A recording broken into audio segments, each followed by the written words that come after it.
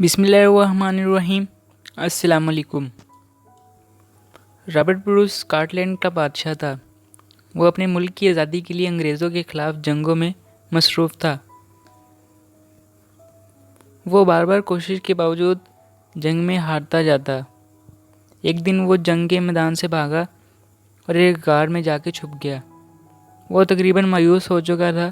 اس نے سوچا کہ میں نے اپنی ساری کوششیں مکمل کر لی، میں شاید انگریزوں کے خلاف جنگ میں کبھی نہیں جیت سکتا، اب میرا ملک کبھی آزاد نہیں ہو سکے گا۔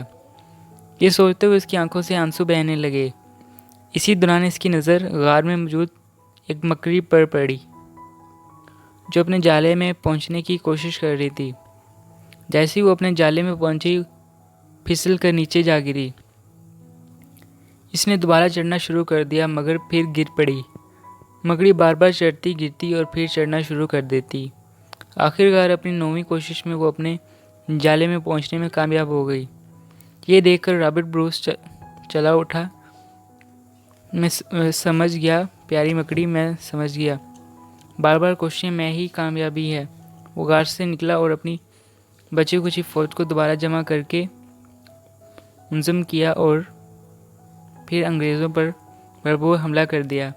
اس دفعہ کامیابی اس کے قدم چومی۔ اس نے اپنے وطن کو آزاد کروا لیا۔